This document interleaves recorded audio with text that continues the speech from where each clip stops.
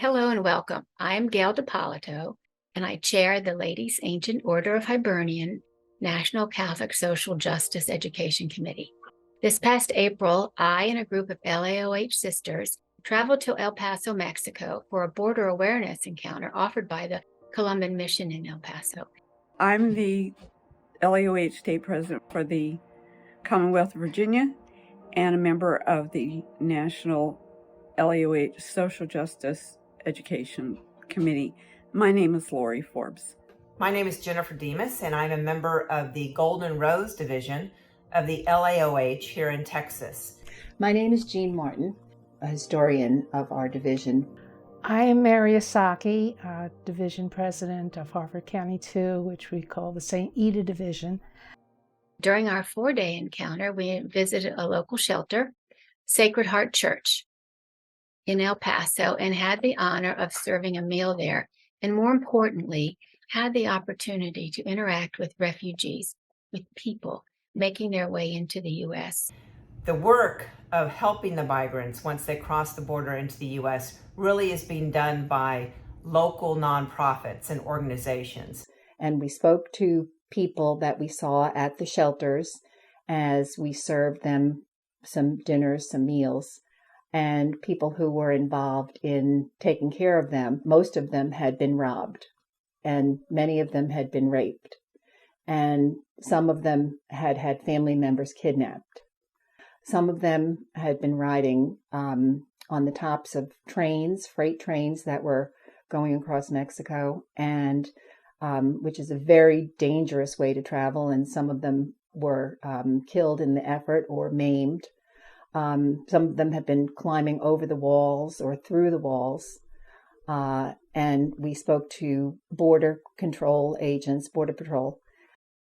They shared with us that 17 of their colleagues committed suicide in 2022 because the toll that helping these humans has had on them when they feel so helpless and limited in what they can do to help the migrants as they approach the U.S. border.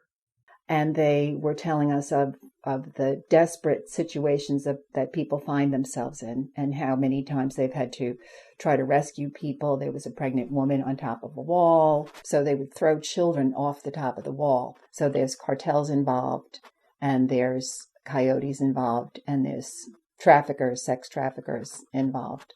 The drug cartels in Mexico now are making more money from smuggling humans than they are from smuggling drugs. There's really a desperate need for an improvement in the situation, and the government seems like it's unable to be doing their job and giving them the asylum that they deserve. This Jesuit-run parish has really turned themselves inside out to help the migrant community.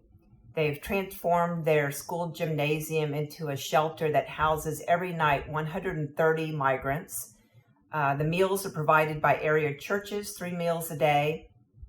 They took a storage room and took the donated items of clothes and shoes and accessories and set it up really like a department store where the migrants can go and shop with some dignity for new clothes and accessories. We were shown different industries that the local people were involved in based on support from organizations of the church.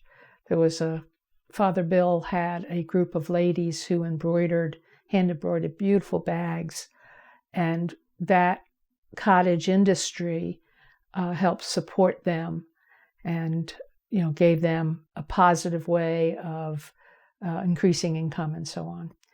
Another group the ladies lived on the garbage dump collecting recyclables, and that's how they supported themselves. And a local church group worked with them, and they now embroider and weave to learn skills and to use those skills to earn money to support their families. It is incredible, the work of the faith community in El Paso to provide care and support for refugees coming through. Because of this experience, we've talked with each other a lot about the foundation of the LAOH. It was started as an organization of support for young, especially young women coming from Ireland, poor, jobless, familyless. And the LAOH gave them the support of giving them a community to hold them up. These people are risking their lives coming through the Darien Gap and riding the bullet train. Our ancestors came by ship. Many of them risked their lives, and some never made it here.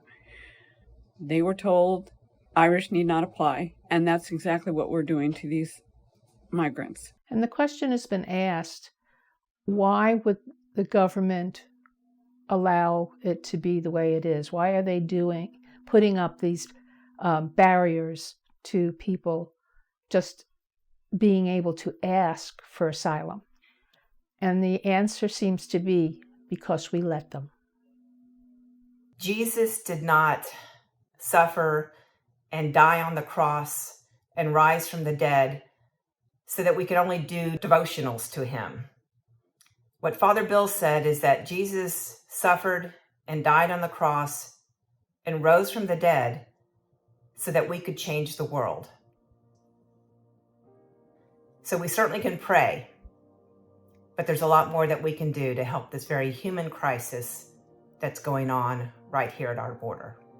As Catholics, we must take care of the poor in our country and those hoping to get into our country. We must advocate for reasonable and humane immigration policies.